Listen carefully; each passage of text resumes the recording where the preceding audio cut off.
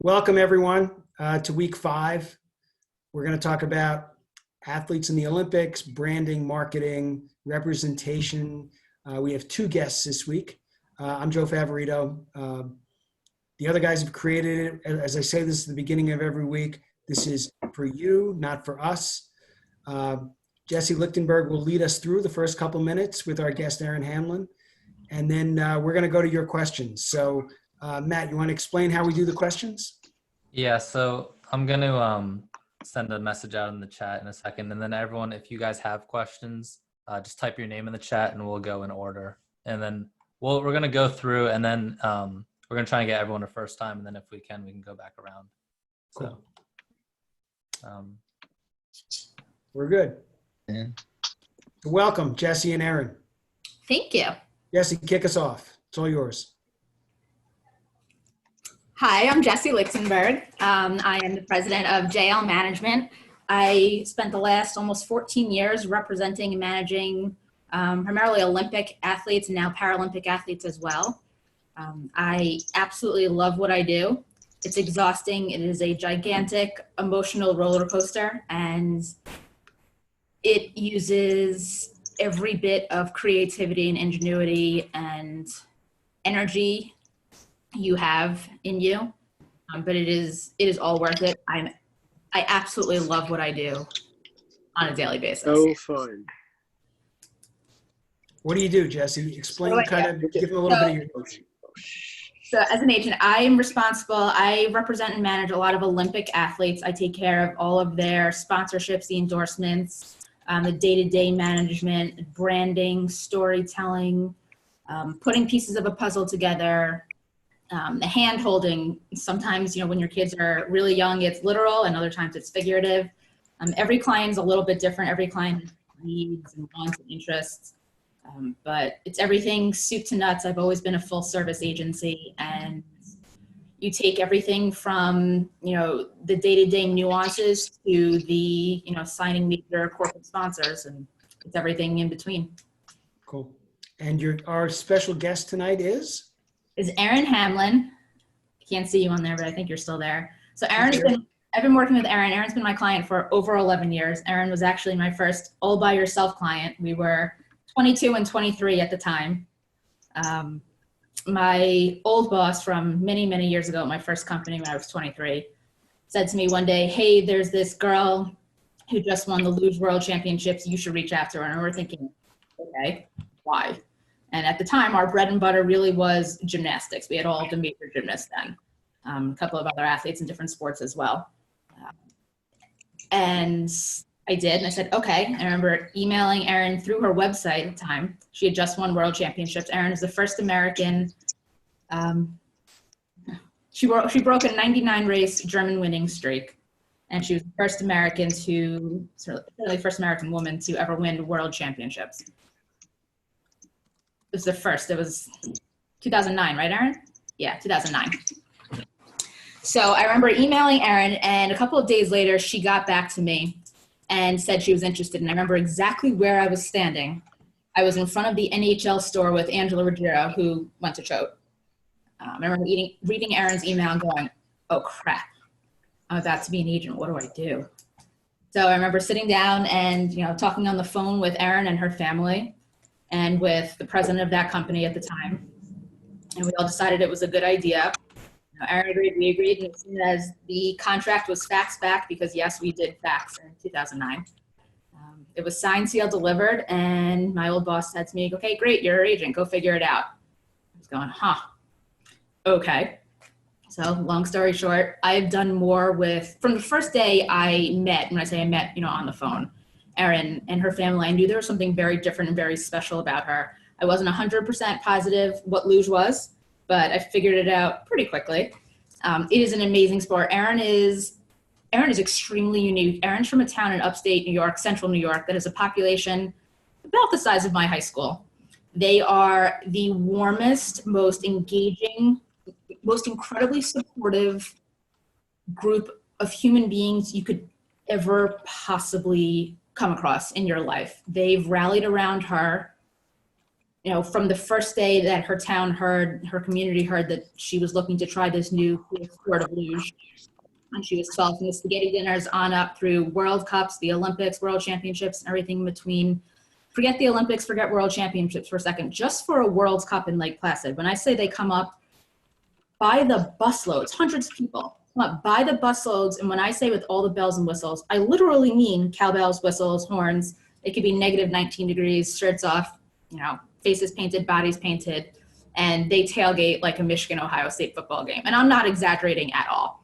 It is just absolutely incredible. And, me, in my experience, I had, a background in gymnastics and in hockey and in skiing and snowboarding at the time. And then luge came onto my plate, and slowly thereafter, sliding sports as a whole, you really had to just kind of, embrace it and throw yourself into it and learn everything you could as quickly as possible. And, as big of, I always say that Erin took as big of a chance on me as I took on her when we were 22 and 23. And forever, I will always say that emailing that girl who just won the World Championships in luge was one of the best decisions I've ever made. Erin and her family have certainly become, my extended family. I've done more with Erin than anybody, myself included, probably ever thought was possible. She is not only a phenomenal athlete, she is truly one of the most incredible human beings. And she is undoubtedly, throughout the years and continues to every day, makes me a better agent and a better person, without question. Is that pretty good? Yeah, it's a good start. So now that you've introduced Erin, welcome to the group. Jesse, you have a couple questions? Maybe you want to kind of give them. I think I forgot the most important part. Erin is a 4-time Olympian. There we go. I was waiting. There we go. I forgot this part. Sorry, Erin. Erin is a 4-time Olympian, 2-time world champion. She is the first American, male or female, to ever win a medal in singles luge at the Olympics for Team USA. She's the first woman in any discipline for Team USA. She, retired after the 2018 Olympics as America's most decorated female luge athlete in the history of USA Luge. She, after her 4th Olympics, it was really the perfect capstone way to tie up an incredible historic career when she was nominated by her teammates across Team USA, across the various sports, to carry the flag into opening ceremony. Finally. At the 2018 Olympics. It was really pretty. Look at Rob's face. He's so bored right now. Huh? Good.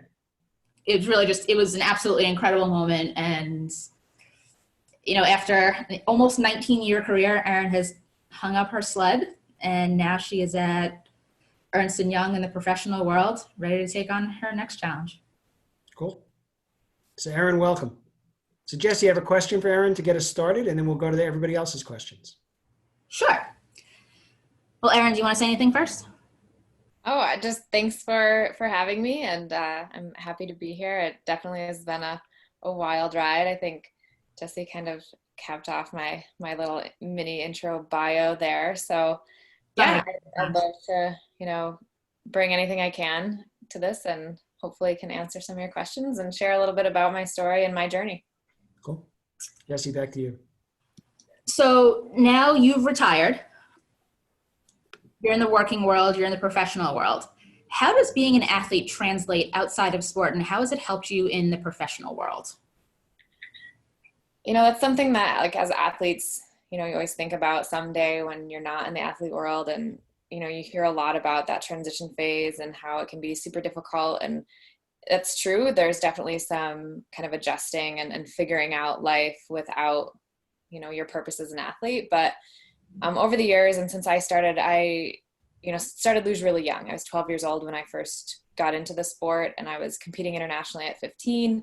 So through all of my high school years and through that whole kind of, to not be cliche, coming of age phase, I was competing at a high level in a really unique sport. And so I learned pretty quickly that there were a lot of unique experiences and things I was learning that I couldn't have gotten anywhere else. And by the time I fast forward, by the time I got to retirement, and, I retired at 31,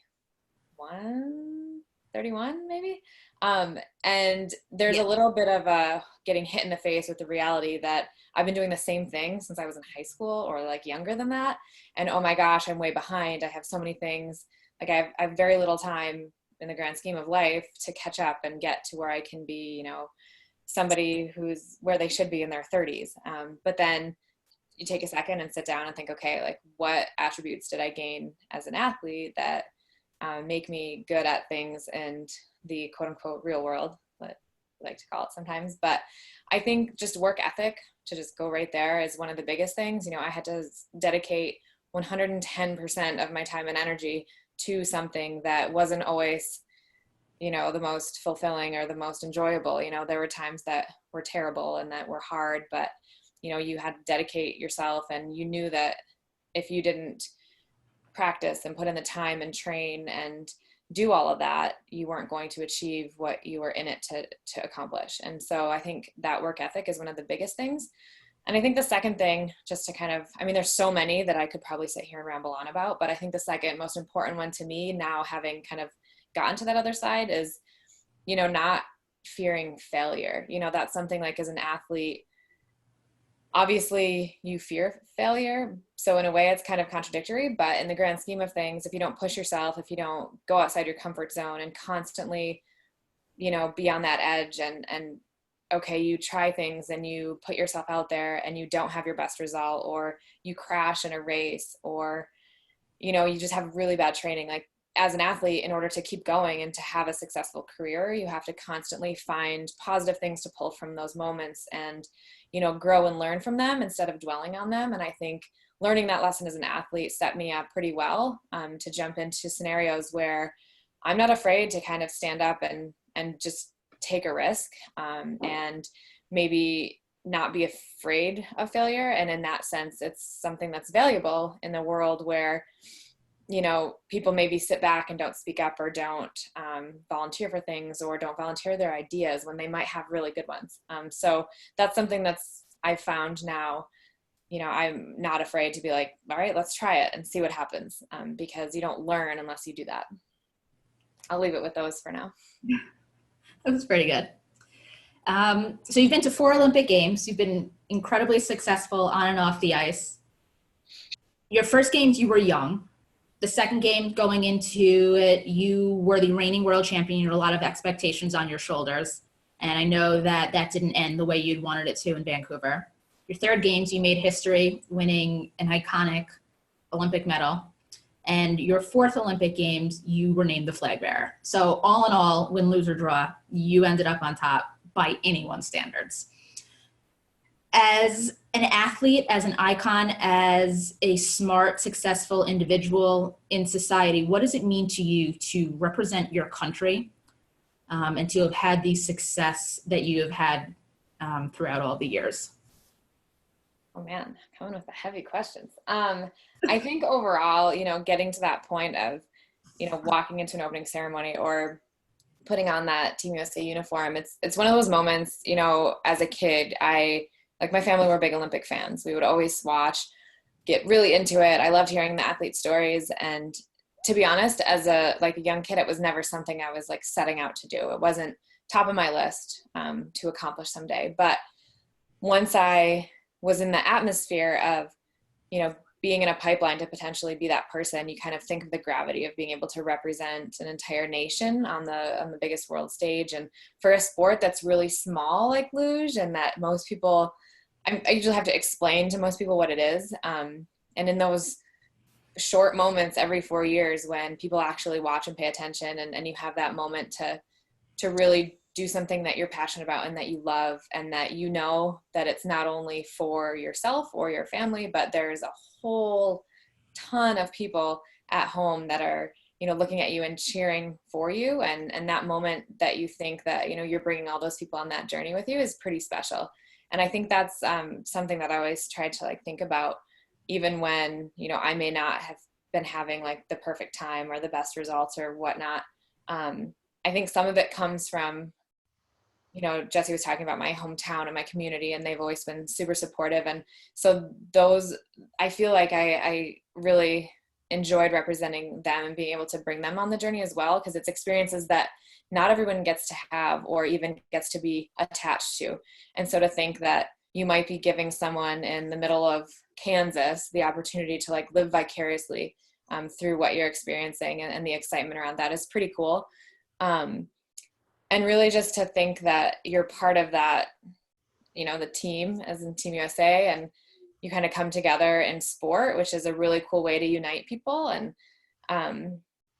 you know, people get excited to, even from other countries, to like see Team USA and meet you and learn about like what your sport is and everything. And just to be able to kind of experience that and kind of it gives you a different perspective on I think the world, and I think on, you know, being from the US, and it's something that's really special, I think, to be able to kind of like all barriers fall. And it's one of those cool moments where you feel very empowered by the many, if that makes sense. And it's pretty cool. I think I answered. I have two more for you. Was it 2 parts, or I think we'll stick with that for now. What has it been like for you? You've worked with several different sponsors and companies and partnered up. What is it like for you to work with a sponsor, especially being, you know, coming from a smaller sport? How do you think it has, if at all, helped or increased or impacted the visibility of the sport of luge? I think overall, throughout my career, it's been a drastic change. There have been some specific moments that have impacted that, but I definitely think when you have success on the biggest stage, it definitely helps. And the only way to get those corporate sponsors is to have success on that stage. So I think the experiences that I had and being able to, you know, have someone doing luge on banners in an airport, like that's pretty huge. And gives visibility to a sport that some people either never see in their lifetime or only see for a split second every 4 years if they're lucky. So I think it makes a massive difference when it comes to like this exact, like really specific impacts. You know, when we go to recruit kids into the sport because it's a really small sport, or when we try and attract other team sponsors or things like that to help fund our travel and training, it's a little bit easier when more people know about what the sport is. And those opportunities with those sponsors have definitely made it easier. I know from when I first started and the number of times I would have to reference Cool Runnings to explain what my sport was, which they don't do in Cool Runnings. It's just the closest thing that's been easily visible to the general public. Then I have to say, well, no, I don't do that. So the number of times that I would have to do that at the beginning compared to when I retired was like astronomically less. Like most people, by the end of my career, I would say that I did luge and they would know what it is. So to me, it's a success, I'll say, and definitely having that exposure through, you know, corporate sponsors and getting in commercials and being on big name advertisements. At really, for small sports, it doesn't happen very often, and it's a game changer. Okay. My last question for you before they open it up. The United States is one of the only countries in the world that, as you know, of course, does not pay its Olympic and Paralympic athletes. Olympians and Paralympians don't always have the same kind of visibility or opportunities or platform to share their story or to earn, you know, the same amount of, you know, funding outside of their, you know, governing bodies. What do you want people to know about the journey of Olympians and Paralympians, and what can society as a whole, or at least the US, do to better support Olympians and Paralympians? I think the first thing is, yeah, we're one of the only countries, if not, I think there's like 1 or 2 other ones in the entire world that their government doesn't support their Olympic team, financially, I should say. But I think that's where, you know, Olympic athletes, and I don't want to generalize because obviously everyone's very different and everyone's stories are very different, but, you know, we truly do this for the passion of what we do and our sports and the experiences. And it's something that, you know, I'm an Olympic medalist, and the instant thought is that, oh, you must be a millionaire, or like you must have tons of money and never have to work again in your life. And, yeah, no, that's as far from the reality of things as possible.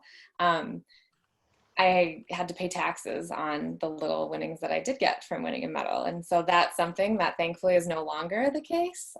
So that's a relief. I guess that was a moment that was a victory for us when they did stop doing that. But in the grand scheme of things, I think just the reality that, when people say, blood, sweat, and tears go into Olympic results, it's really accurate. Most athletes in smaller sports, especially, they're putting themselves through the journey. They work jobs on the side. When being an athlete is a full-time job in itself, and they're still having to support themselves with working. And then, I'm thinking of small sports in this moment where, like sports like biathlon or cross-country skiing, ones that I've been exposed to a lot over the years from our training setup, where those athletes are killing themselves from dawn to dusk training, but still like going and waiting tables at night in order to fund a small portion of a season. And then it comes back around when you try and get funding and the results don't stack up against, the Europeans, who are just powerhouses, because all they have to worry about is training and competing. And it's really difficult to try and, it's like a double-edged sword. Like, in order to get funding and to get support and to get exposure, you have to be winning and have great results. But in order to do that, you need that support. So it's always kind of like you're just running in these circles of, sometimes you get lucky and fortunate and you end up, figuring out how to be super successful. And on the flip side of that, sometimes it's hard because a lot of the athletes that do get a lot of the exposure from the Olympics, especially the Winter Olympics, are making really good money, and they do live those like lives of luxury in a way. But that's the very small percentage of athletes that live like that. And then I think it puts into the world the generalization that every Olympic athlete's lives are like that. There are some athletes that don't even get to compete outside of the build up to an Olympic year because their sport doesn't have the programming or the coaching or the equipment support or what have you, to even show up at races or competitions. So I think just, kind of realizing that it's really hard work, and athletes put all of their time and energy into trying to succeed at a sport so that they can get to a level of success where they feel like they will gain that support, makes it extra hard when they don't have that financial, I guess, that's the word I'm looking for, consistency, or, they don't have to worry about that. And there's just a small percent of athletes that are in that position, unfortunately. Sounds good. Should we open it up to the floor? Yeah, so I think our first question, Seth, if you don't mind just voicing your question, I think that'd be great. Yeah. Hey, Erin, this is Seth Rubinwright from NBC Olympics, but off the record, just listening in. Thanks for making time. Erin, my question for you is, what makes a good agent? And Jesse, what can an athlete do to make your life easier? Erin, go ahead. You can start. I think one of the biggest things is, just establishing a relationship with the athlete and not just making them feel like a number or a paycheck, because, you get that obviously, like, the livelihood of an agent is the success of their athletes in a way, and it goes hand in hand. But being able to have that personal connection so that when, an agent is out there trying to get deals for an athlete or something, as an athlete, that everything will be aligned with what you believe in and what your interests are. So you don't have to get to that position where it's awkward because you're being asked to represent or be part of a company or a campaign that is something that goes against your beliefs or something like that. So being able to have confidence in an agent, knowing that they know you and they know your family, and they, like Jesse was saying earlier, like she had, conversations with my family right off the bat.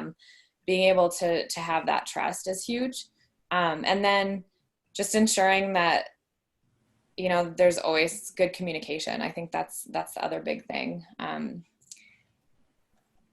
think someone that, I mean, I don't want to throw Jesse under the bus, but she still hasn't gone down the luge track. So I think someday that might have to happen, whether she likes it or not. You and I both know that's a bad idea. I both know that's not going to end well. But I think, someone that's willing to just, go out and for lack of a better term, get their hands dirty and kind of be in the mix of everything. So even though she hasn't gone down, she has stood in some very cold temperatures. So I have to give her that. So it's not the peanut M&Ms? No, sorry. Okay, Seth, what was the other half? I was just going to say the closest I came was Tucker West's luge track in Connecticut, but it wasn't ice, so it wasn't as scary. Jesse, I mean, yeah, I was going to, my question for you was just what can an athlete do to make your life easier? That's a really good question. Erin is the best client you could ask for. She is smart, well-spoken, engaging. Not once. I've worked with a lot of different clients, a lot of different sports, all different kinds of backgrounds, everything from luge, bobsled, skeleton to the NBA and NFL. I've never once, ever, in over 11 years, worried about how Erin is going to say something. I've never worried about her coming off as controversial. It's trusting your clients. It's trusting your clients and trusting that they trust you and that they understand they just have to trust the process. It's that relationship, and I'm very lucky to have a great relationship with Erin and with her family. It's getting to know your athletes inside out, upside down, backwards and forwards, so that an agent isn't pitching something that is, I hate to use the phrase off brand, or something that they're not comfortable with, something that just doesn't speak to them. Marketing is not just about putting a sticker on a forehead anymore, unless you are a skier or a snowboarder, in which case it is literally putting a sticker on the forehead of your helmet. It's about storytelling. It's about putting the pieces of a puzzle together. It's about sharing that narrative and telling that narrative and getting other people excited about it. I've always said people can't fall in love with something that they don't know exists, or they don't know how to connect with, or they don't know how to be part of, or get to know or relate to in some way. And I've never once ever, after having introduced them to the sport of luge, or having, brought them to an event or showed it to them or introduced them to Erin, every single person has always said to me some version of, oh my God, how did we not know we were missing this in our lives in the first place? Having clients like Erin who do what they're supposed to do, they do the right thing. They do what they're supposed to when they're supposed to do it, how it's supposed to be done. Honesty and integrity, and really just it's having a very honest, open, trustworthy relationship. And I know that that's definitely mutual between Erin and I, for sure. Thank you both. I think, sorry, I'm going to add one more part to that. The best clients are the ones that are excited about the possibilities, but are not always the ones who every 3 seconds, where is this? Is this happening? Because there is a process. It doesn't always happen at the snap of fingers. And, things are very different now than they were, 10 years ago. There are so many more opportunities now. There are so many different ways to do things now. Whereas, 10 years ago, our hands were tied, especially as it related to the Olympics, and things were a lot more limited. Social media didn't even exist. I mean, it didn't. So things are definitely very different now. There are wider avenues, but great clients are the ones that know that you're doing everything for them, and that they know that you have their back and are doing for them and are doing what's in their best interest and fighting for what's in their best interest day in, day out, whether or not they know about it. It's definitely the trust factor. It's the clients who are excited about the future and want to know what they can do to do their part. Because it's two-sided. I do my part, and an athlete has to do their part as well. An athlete can't just sit there, like a bump on a log, but they also can't be blasting off, obnoxious opinions on social media just for the sake of hearing themselves speak. That doesn't work. So Erin is really the perfect medium. Great, thank you. I think Lulu, if you don't mind voicing your question also, that would be great. Yeah, I was just wondering, like Jesse, if you could talk a little bit about like the process that goes into like acquiring a new athlete, and then once you are their agent, like how you help market them, like kind of on the day-to-day, like what you do to market them to gain sponsorships and stuff. Okay, sure. So every athlete is different. Every situation is different. There have been times where I've reached out to athletes cold, like Erin 100 years ago. You know, there are a lot of times where athletes will come to me, athletes that I've, never even heard of. There are times where athletes will be referred to me through whether it is a governing body or the United States Olympic and Paralympic Committee, or a brand has brought an athlete to me, or somebody that they wanted to work with, but they didn't have an agent and didn't really know how to go about that. There are times where, other athletes, like Erin Hamlin referred Steve Langton to me all those years ago as well. It's about finding the right clients. It's about finding the right fit. Not every athlete is a good fit at all. There have been, certainly been times where an athlete has an enormous potential to succeed, as an athlete, and I would say off the court or off the track or off the field, whatever it is, whatever acronym, whatever saying you want to use to make that fit. But there have definitely been times where I've said, I know there's a lot of potential here. I know there's potential to be successful, off the ice or off the mat, whatever it is, but I don't think we're a good fit. Your personalities really have to match. You have to be able to click with someone. That's definitely a very big piece of it. And you also have to look at it. You have to get to know everything about them right off the bat. You have to know if there are any hidden skeletons in the closet, because that's not something you want to find out later on. It's happened. It's not so much fun, but you deal with it. And not everything is sunshine and rainbows, and that's okay. It's, when I meet someone, I say, okay, do they have success? Means they have the potential to be successful as an athlete. Do they have the potential to be successful off the court? What is their narrative? What is their story? How and why, and are they different and unique? What sets them apart from other athletes in the sport? Is it their teammates? Are there athletes from other countries? Is there enough interest? Can I generate enough interest around this athlete and around their narrative, around their story, around their goals and interests to be successful, both for the athlete and for myself, of course? And is this a long-term play or is this a short-term play? Is this someone that, it's 6 months before the Olympics and this kid is supposed to be just an absolute rock star in the highest profile sport, and I know that this person is going to retire, September 1st? Is that, is it a short-term play, or is it something where you look at it and say, okay, maybe this person doesn't have the most potential right now, but there's something really unique and special? Like the first time I spoke to Erin, was I 100% positive, how successful Luge, was going to be in the grand scheme of things? No, I honestly wasn't. But there was no doubt in my mind about how unique Erin and her story was. And you ask these athletes, what do you want to share with the world? What do you want your impact to be outside of your sport?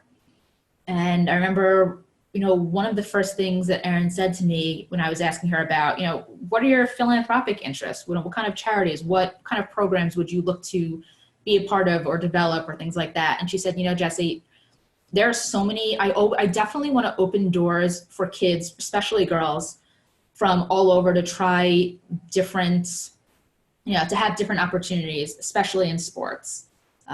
There are a lot of really amazing inner city programs that have been developed to help inner city kids, to help open doors for inner city kids. But a lot of times that, the rural communities and the rural areas, like where Erin's from, are forgotten. And truly, that's not something that I had really, really considered before. And it truly opened my eyes to that. And Erin has been so incredible about giving back to her community and the entire region at large, because truly, if Erin sneezes, it makes the front page of the paper there. And that's really not that far of a stretch. It's really not that big of an exaggeration. Erin has proven that she is a leader and a role model, not just as an athlete, as a person. So when I think about those kinds of things, I think about those are the kinds of people that I know can have an impact, not just as an athlete, but beyond, beyond being an athlete as a person. And you can't be an athlete forever. So I look at it and I say, okay, their success as an athlete, but what are we going to build for after that? And can we build for after that? What skills are they going to take? Are they an incredible athlete but can't string sentences together? Really not exciting for me. There have been times where, athletes have come to me, and I just knew that they had a habit of bouncing around from agent to agent. And you think about the situation, you say, okay, nothing is ever going to be good enough. And that's not always a reflection on the agent that they may have left at all. There have been times where, I've reached out to athletes that I was so excited about, and everything looked good, looked like we were going to sign. They had the papers, and at the last minute, you hear through the grapevine that another agent has signed them. The agent business is pretty cutthroat, but if I had to say anything, I am most proud of my reputation and the way I do business. I think integrity you should never ever compromise your integrity, and that's pretty much how I conduct myself in life and in business, and with my athletes always.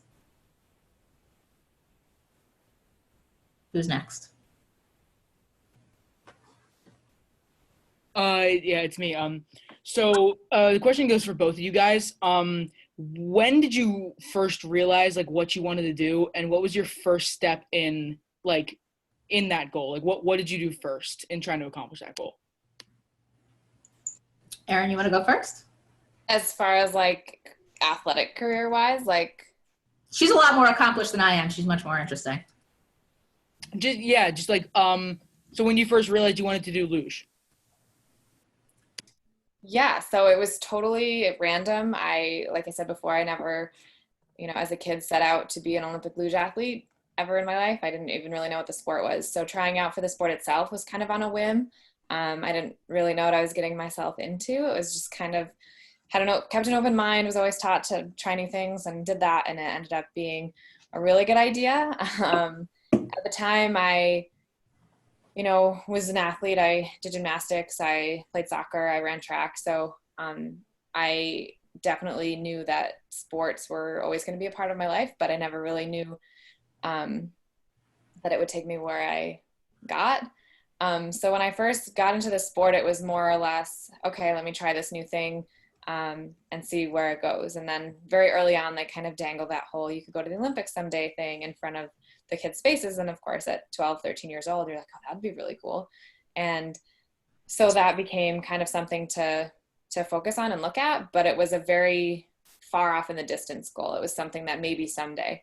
So I think the first really tangible thing that I remember really setting out for me, that is going to sound funny, but it meant that I accomplished a big step in the sport, was when you made the junior national team, you got a team jacket. So I got something for free, and it was a national team jacket. And it was a really, at the time for me, it was oh, that'd be really cool.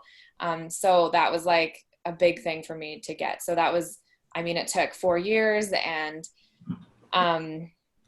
a lot of time and racing and stuff, but obviously there's the stuff in between. I wanted to continue moving up every year and throughout the development stages and everything. So I think though, once you kind of just establish that, I don't want to call it a skill necessarily, because I think anybody can do it. I think it's just a matter of committing yourself to having that mindset of picking out something you want to accomplish and then figuring out what you have to do to get there, and setting those smaller steps. And so that first big thing I remember saying is, I want to make the national team. It meant I was on a funded team. It meant I got a free coat. It was okay, made it big. So even before the Olympics was really in my kind of crosshairs, that was the big moment for me. And so along the way, it was okay, I have to, make it through X number of runs without crashing. I have to slide well enough in nationals. I have to make the next cut for the team. And so it was those little things that led to that first goal that I think set the stage for moving forward, and then thinking bigger picture. And okay, the Olympics is there. What do I need to look backwards from there? Okay, going to the Olympics is my goal. Work my way back. What do I have to do to get there? Get these results, be in these races, you know, get this much faster, get this much stronger, and yeah, just pedal to the metal to try and get there. Does that answer your question?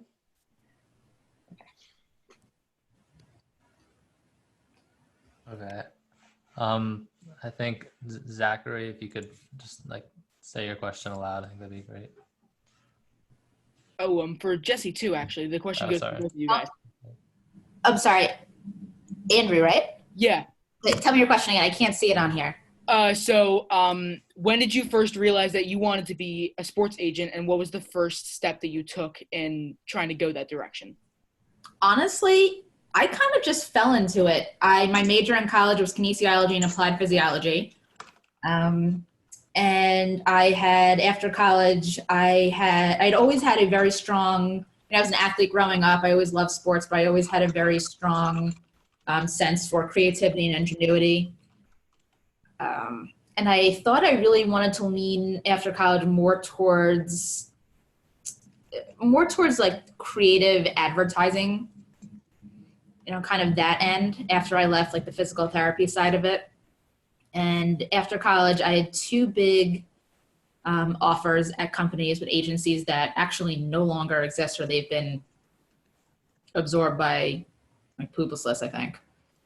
And the last place that I interviewed was a company called Shade Global, very, very small agency, one-person agency at the time. And I walked in, and the president of the company, who I sat down with, said, I really don't represent traditional athletes. What do you know about gymnastics? I said, I was a gymnast, most of my life. She said, well, what about soccer? She represented Mia Hamm. I said, I played soccer most of my life. And so we talked about that a little bit, and she wanted to see how I thought. So she threw me out a curveball with ice cream. And I thought to myself, I'm an ice cream expert. I can do this. So she ended up hiring me on the spot, and I was there for almost 8 years. So I really actually never had any intention of being a sports agent, and never even crossed my radar until it happened. Sometimes you kind of just, you fall into things and you fall in love with what you do, and that's how I ended up here all those years later. Lou, I don't know if I answered the second part of your question. Did I answer it? Yeah, just kind of about like how you market them to get sponsorships. You kind of touched on it about like building their whole story, but if you want to talk more about it, that'd be cool. Right. So yeah, it's all about building their story, their likes, dislikes, what are their interests, what are their goals? Do they want to lean more towards one side? Are they really excited about health and nutrition? Are they really excited about animals? What are their passions? Are there, what charitable causes are really important to them? So it's building. There's no cookie cutter way to market an athlete at all. It's building the right package around them, and it's not like you're just sending out one blanket email to everyone. Every single thing that I do is, the equivalent of hand carved. It is custom written every single time. There's no blanket that I work from, and I really. You really look at, because there's only so many athletes that sponsors and endorsers and advertisers and media want to cover that have the same story over and over again, right?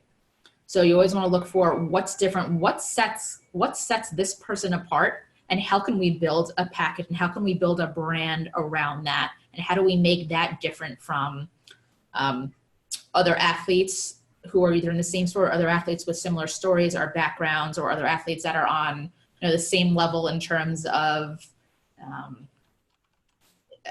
star power, so to speak, social media following, etc. So it's a little piece of everything. It's like taking giant puzzle and figuring out how to put the pieces of a puzzle together. And sometimes it's like those pieces didn't even come from the same box. You just have to take all the different chunks of information you have and put them together to create something amazing. And then you take them apart and you put them back together again, and you do it 100 different ways. But if you go back to, how do you find clients and how do you build client rosters? I look for clients that are different. I don't want all the same clients. Most importantly, it's not about having the right number of clients. It's about having the right clients. And that's something that I'm very satisfied and confident and happy with. sometimes I've seen agents, sign clients just for the sake of saying I had, this many clients. That doesn't work. Not for me. That's not the kind of relationship that I want, with my clients. That's not how I do my best work. That's not how I feel like I can best serve my clients and how I can help them be the most successful. It's very, very rare that I would take two athletes in the same sport. I can't imagine taking two athletes of the same gender in the same sport. Certainly in small sports, I can't imagine doing that. I mean, I'm not like that. I wouldn't take, and again, nothing against any other agent at all. I can't imagine taking, I've had it in the past. It doesn't work. It doesn't work well. It's not fair. It's not fair to the clients. It's not fair to you. It doesn't end well. It's like that show 19 Kids and Counting. The parents can only pay attention to so many kids at a time. It's, if I'm not able to focus on every single client, if I'm not able to meet the needs of every client, if I'm not able to be there for them, then I'm not doing a good job. So it's about having not just the right number, but the right clients. And again, some athletes need more on a day-to-day basis than others. Things change, as they get older, sometimes they need a little bit less. And that's, that could be, that could depend on, who they are as a person. That could depend on what kind of sport they're in. Sometimes it's situational, in the beginning, in sliding sports, they're on the other side of the world for a good portion of the year. And more often than not, that means I'm up in the middle of the night, which has grown into a terrible permanent habit, apparently. But it's making sure that you can be there and you can provide everything that you need to provide and do above and beyond for each of them. Because if you can't, then you're not going to be successful, nor are they. Does that answer it all? Yeah, that was awesome. Thank you. Sorry. Great. Zachary, if you could just voice your question aloud, that'd be great. If not, we can just read it. Okay, I'll just read this question. So he said, this is to Jesse, how do you continue to develop and fine tune your professional skills in order to best serve your clients? One of the things that is most important to me is have you ever heard the expression, be the person you needed when you were younger? I try and be that person. I try and take everything, that I've learned and that I continue to learn on a daily basis by watching people I've worked with, people I've worked for, saying, okay, I want to do things just like that, or I want to do things really differently, or I never want to be like that. That's not who I want to be. When I left one company, I took, a big piece of that with me and said, you know what, now that I have a team of people under me, I want to do things very, very differently. And when I was leading a team of people at a different company, that's what I did. I did things very, very differently. I think anybody who says they know all the answers is full of crap. I don't think anybody ever knows everything. I think it's so important to continue to learn and grow. Things change so rapidly, even quicker as of late. Like I said, social media was non-existent in the beginning. Now there are new platforms popping up every day. I started taking some online classes so I can learn more about Quibi and learn more about Snapchat, which I think is still the bane of my existence. TikTok. So it's important to keep up with the Joneses. I also went to graduate school at Columbia in their business and sports management program, which is how I know Joe Favorito. So to be able to further your education, especially in a program like Columbia, was huge. It was draining, it was exhausting, and as Joe knows, I flew into class right as it was starting. My hair was probably on top of my head. I was still working on my BlackBerry, and yes, we had BlackBerries then.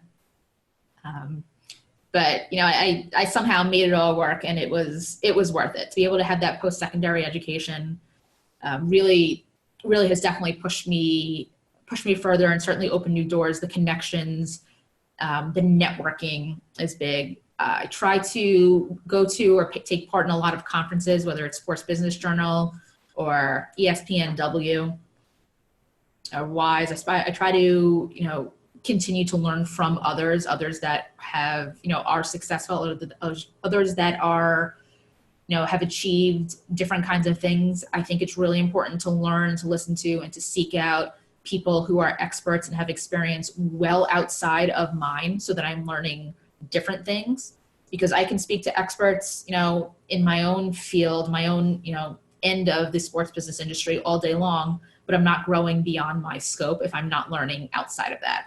So I try and read a lot of different kinds of articles, things that, maybe I'm not as interested in, like esports. Truth be told, I have zero interest in esports whatsoever, but I know it's coming in hot, so I better learn, even though it has nothing to do with the Olympics right now, at least. But, always continue to learn everything you can.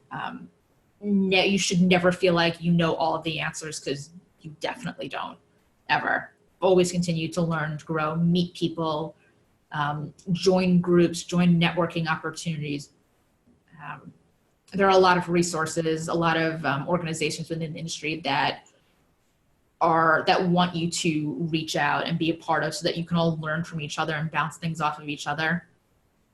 For me, it's, a very big piece of that is giving back and being the person that I needed when I was younger that wasn't there.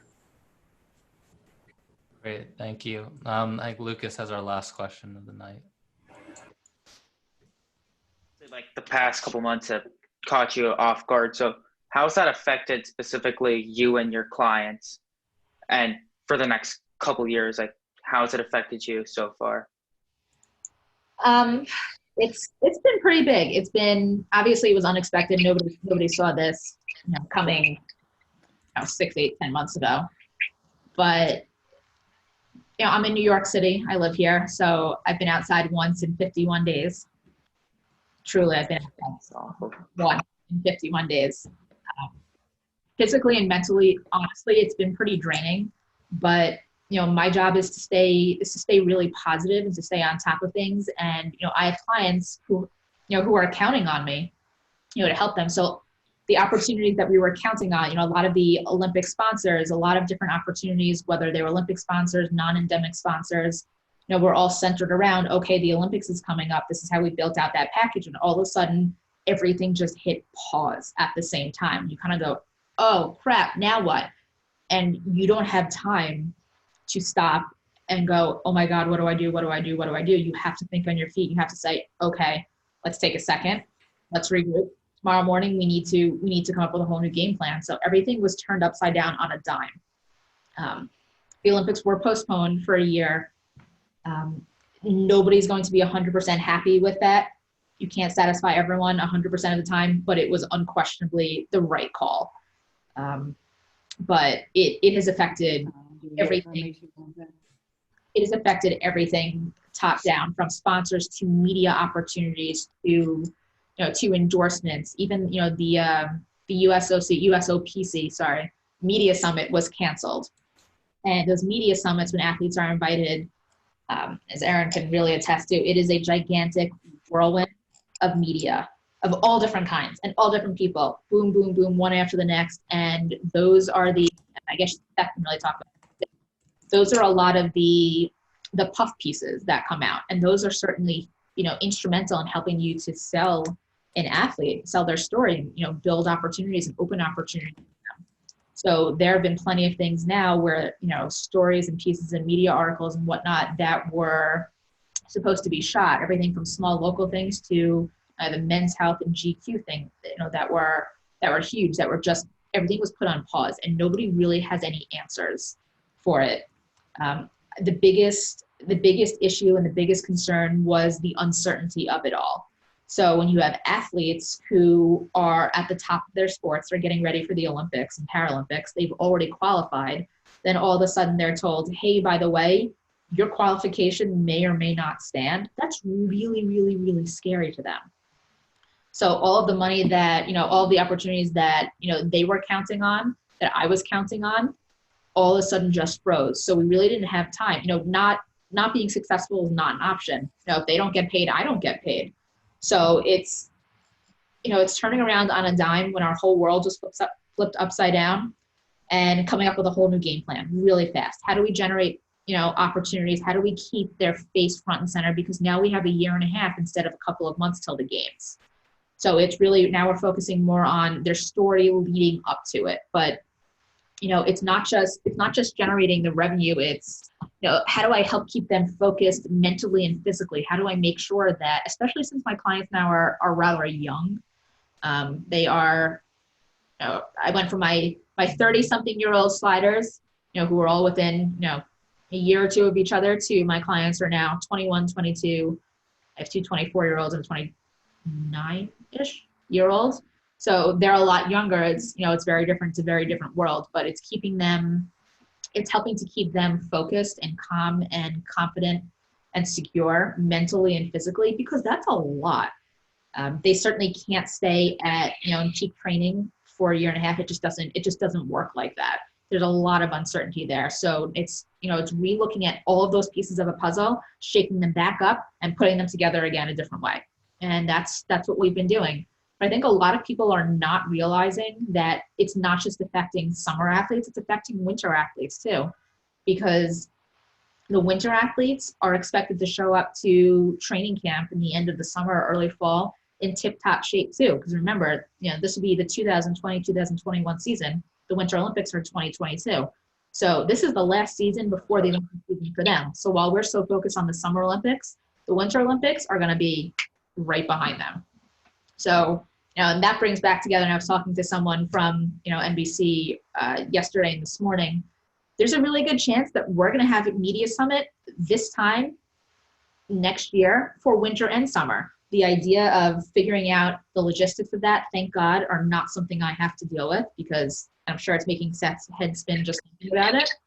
But it's a lot. There's a lot going on. There are a billion moving parts. It is not as simple as certain people, as people seem to think it is. Tim Reynolds from the Associated Press really said it perfectly.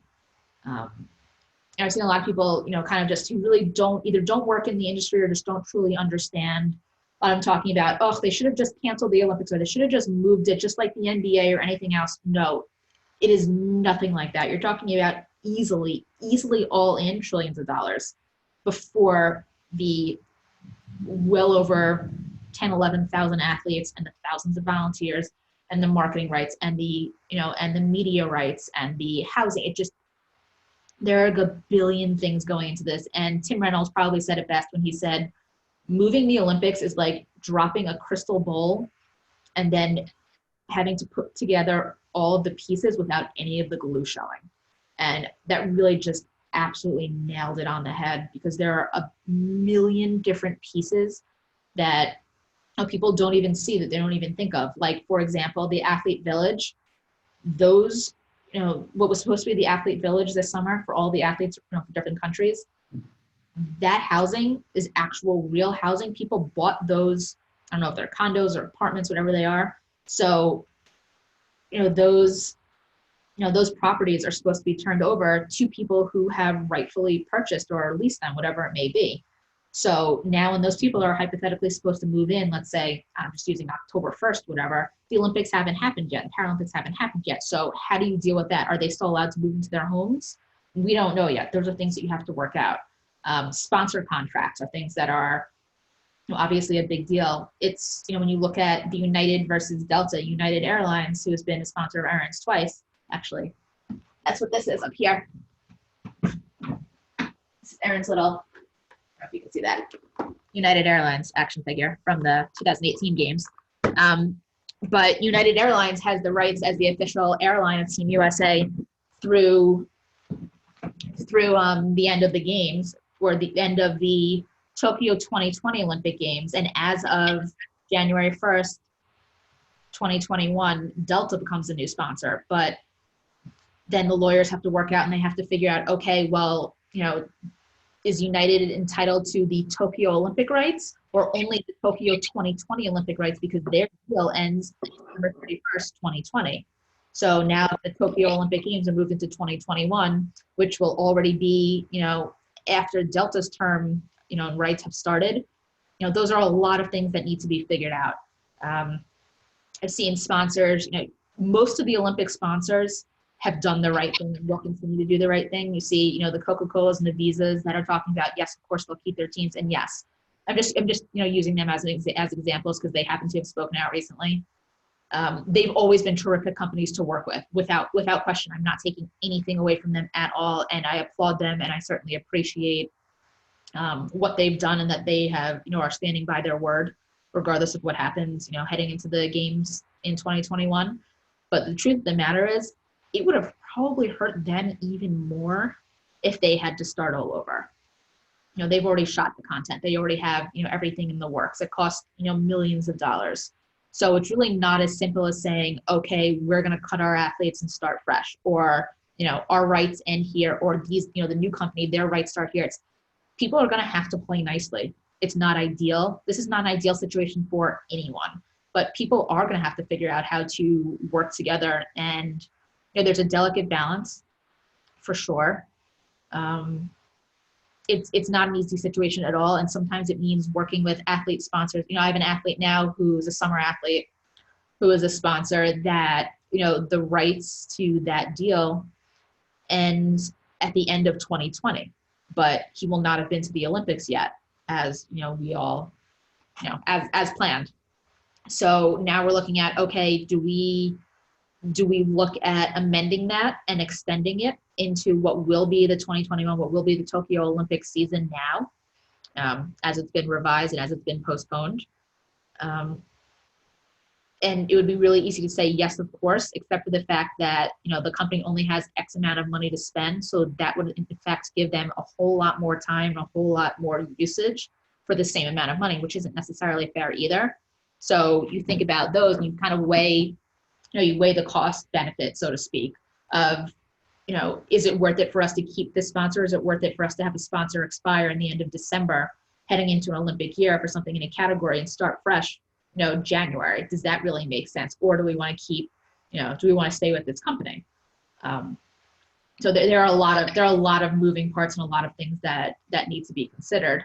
Another piece that we've run into is that existing sponsors and partners, some of them can't pay their bills right now. Everyone's in the same boat. Everyone is having a really, really tough time. I've heard a lot of stories where, agents are saying, oh yeah, well, they're going to be sued for this and that. That's not realistic. That's not how this works. Everyone's going to have to play nicely to some degree. Everyone's going to have to help each other out. A client whose sponsor cannot pay them for at least one, we're hoping not the second month of their contract while we're going through, the coronavirus epidemic right now, because that company has, their business has frozen, as with, unfortunately so many others.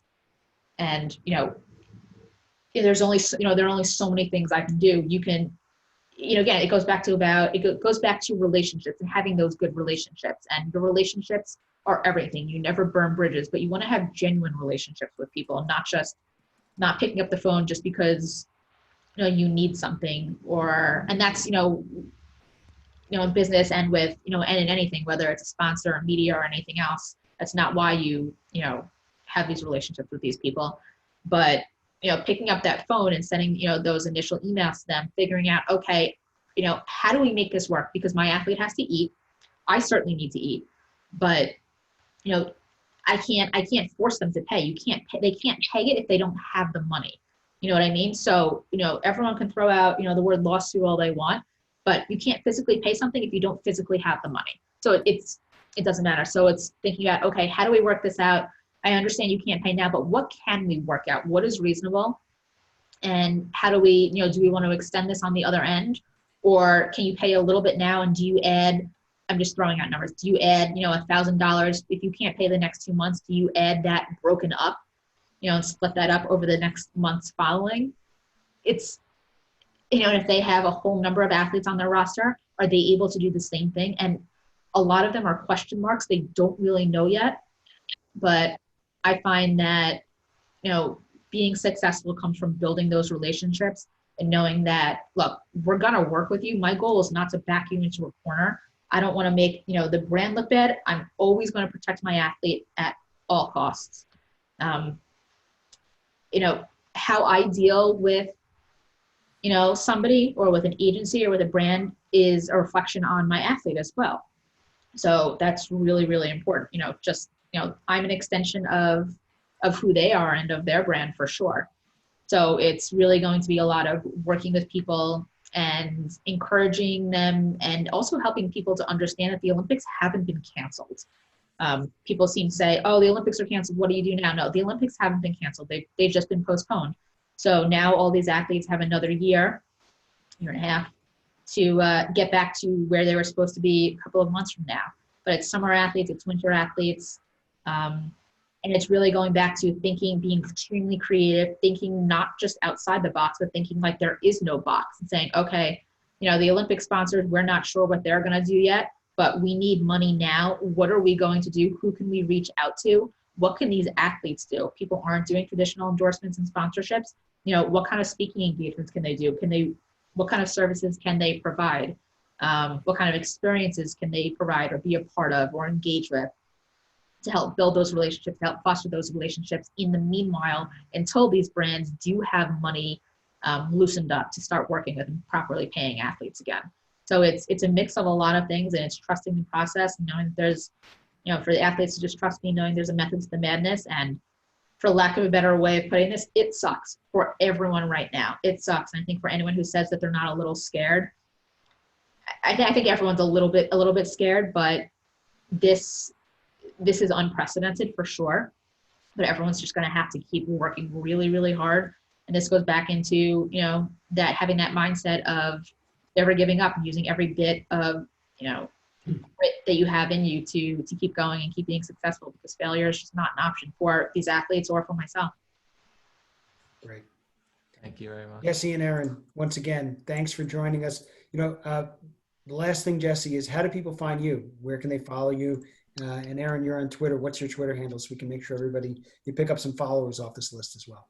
So my Twitter is at Jesse Licht, JesseliCht.